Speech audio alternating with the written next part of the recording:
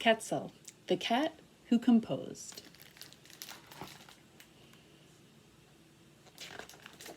Written by Leslie Newman. Illustrated by Amy June Bates. Moshe Ketzel lived in the middle of a noisy building, in the middle of a noisy street, in the middle of a noisy city. But Moshe didn't mind. Everything he heard was music to his ears. Moshe was a composer. Every morning he composed himself by sitting very still. He listened outside himself and listened inside himself, just as his teacher had taught him when he was a little boy. When he was done listening, Moshe turned all the wonderful sounds he heard into beautiful music. When Moshe was finished working for the day, he went out for an afternoon walk to listen to the sounds of the city. One particular day, he turned a corner and heard a sound he had never heard on the street before.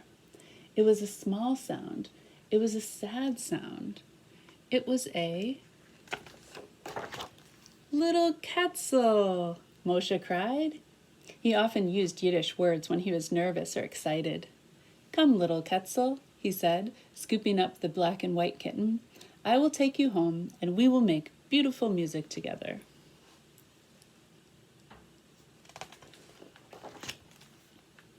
The next morning, Moshe moved a stack of music books off the top of the piano and set Ketzel down. You must listen outside yourself and inside yourself, he instructed as he began to play. Ketzel kept very still. The music started off softly and slowly, but then it grew louder and faster, reminding Ketzel of crowds of people rushing by her, almost trampling her, and she meowed in fright.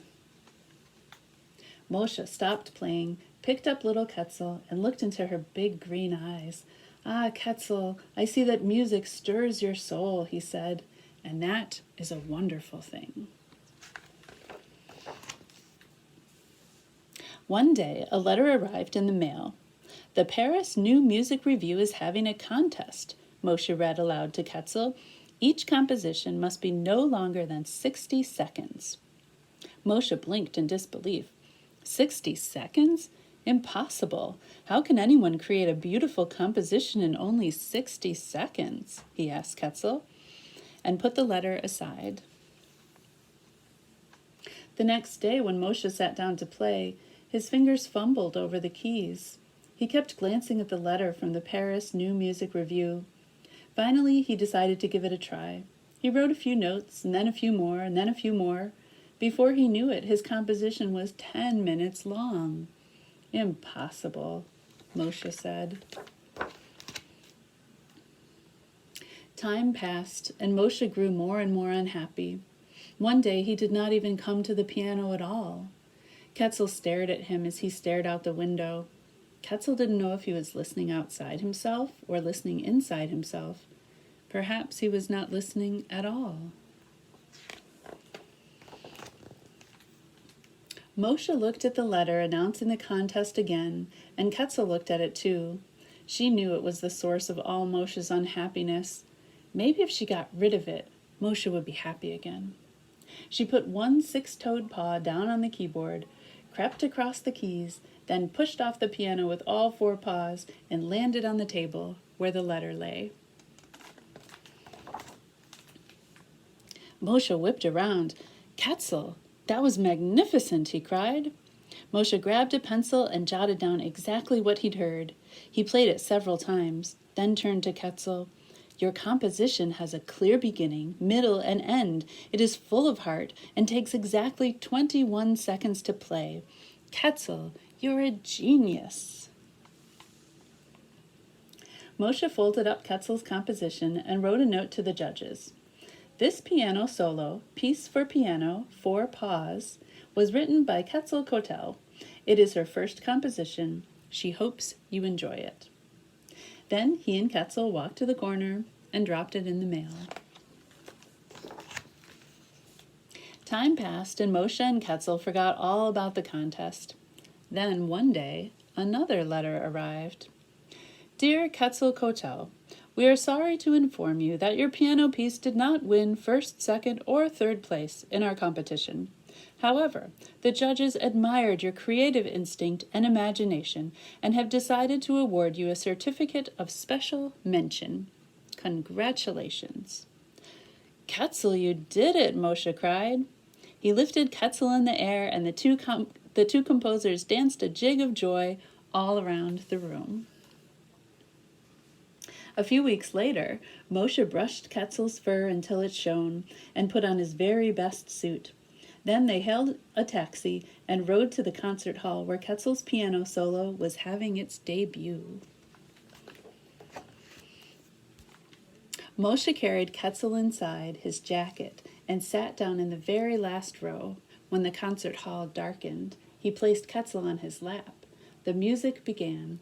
2 whole hours went by. Finally, a young girl crossed the stage. I will now play Piece for Piano, 4 Paws by Ketzel. Meow. The girl paused and then began again. I will now play Piece for Piano, 4 Paws by Ketzel. Meow. Ketzel mewed again at the sound of her name. As the audience laughed, the house manager flicked on the lights and rushed to the stage. Is there a cat in the theater? He demanded. That is not allowed. Please leave immediately. But this is Ketzel Kotel, the cat who composed Piece for Piano, 4 Paws, Moshe said, holding up Ketzel for all to see. A cat who composes? Ridiculous, ludicrous, preposterous, impossible. The judges were called to the stage to confer. There is no rule saying that a cat cannot compose, the head judge announced. Therefore, we invite Ketzel, he paused as she meowed again, to please stay as we all enjoy her prize-winning composition. The young pianist took her place. With arms stiff and hands held straight over the keys, she leaned forward, pausing for a minute, like a cat getting ready to pounce. Then she played Ketzel's piece. Encore! Encore! The audience cried. The girl played Ketzel's composition again, and when she was done, Moshe brought Ketzel up to the stage so that the composer and musician could each take a bow. After the concert, Ketzel became very famous. Her picture appeared in many newspapers, and her composition was performed all over the world. And one day, another envelope addressed to Ketzel Kotel arrived. It contained a royalty check for $19.72. At the bank, a teller pulled out a stamp pad, and Ketzel pressed her front paw into its ink and then placed it on the back of the check, endorsing it with her 6-toed signature. The bank teller counted out Ketzel's money. It bought Ketzel many cans of cat food, which she thoroughly enjoyed. And in the back, there's a little bit more information about the story. It says that it was based on a true story, so a few things were changed. Ketzel didn't go to the first performance of her piece, but she did go to one. And they got the check for the $19 after the piece was composed or was performed in Europe. And also that the letter was true. And the person who wrote the letter, the judge for the competition, recorded the piece. And there is a link to the actual piece recorded by that judge below this. I hope you enjoy.